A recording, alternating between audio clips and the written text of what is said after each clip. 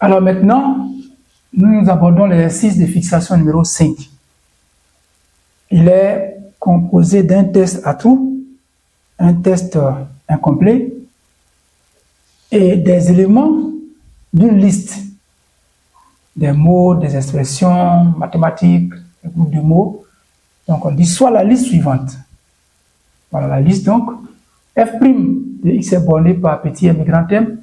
Ensuite, fonction monotone. L'expression, l'élément suivant, c'est A et B. Ensuite, A plus petit que B. Et après, fonction dérivable. Petit m, facteur de B moins A. Ensuite, x éléments de l'intervalle fermé AB. Et puis après, petit m et grand M. Et enfin, grand M, facteur de B moins A. C'est la liste d'éléments mathématiques qu'on nous a donné, des mots, des groupes de mots, pour pouvoir combler les pointillés, remplacer les pointillés par chacun de ces mots, ou bien chacun de ces éléments-là. Et on nous dit, dans le test incomplet ci-après, recopie le numéro des pointillés suivi de l'élément de la liste qui convient dans le test, donc, pour faire de ce test un test complet. Soit F, une, alors point de suspension, sur un intervalle ouvert I, point de suspension, deux éléments de l'intervalle I tels que les pointillés, troisième type de pointillé, point, il y a un point là, puisqu'il y a une majuscule qui commence là. S'il existe deux nombres réels de pointillés, quatrième série de pointillés, tels que pour tout cinquième pointillé, sixième pointillé, alors septième pointillé, f de b moins f de a est compris entre septième pointillé et huitième pointillé. Alors, quand nous regardons la liste, l'élément qui convient dans la liste, dans le test, pour rendre la première phrase correcte, c'est soit f une fonction dérivable. Donc, f une fonction dérivable, je vais barrer comme ça pour dire 1. Le numéro 1 correspond donc à fonction dérivable. Donc, je vais marquer 1.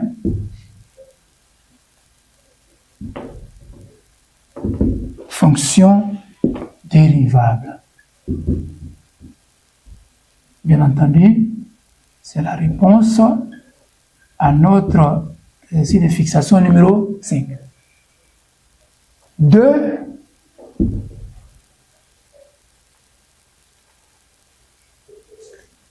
Sur l'intervalle ouvert I et puis petit 2, comme c'est suivi de deux éléments de I tels que, donc on va dire petit a et petit b, donc petit a et petit b, deux éléments de l'intervalle I tels que le petit a est plus petit que petit b. Là, les deux vont se suivre en même temps. Donc on va mettre 2 a et b et 3 petit a plus petit que petit b.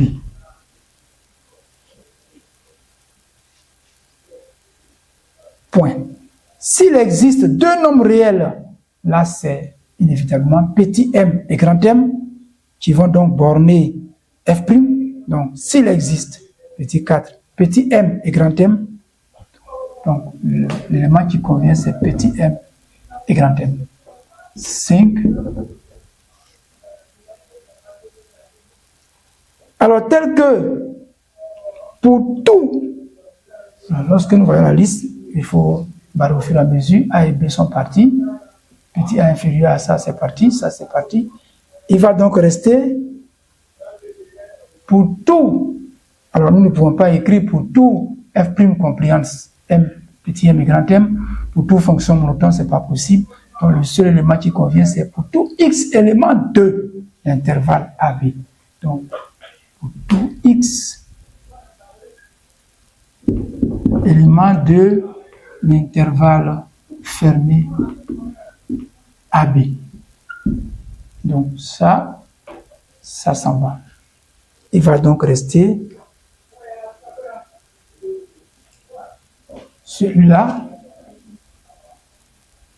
celui-ci, cet élément, et puis celui-là.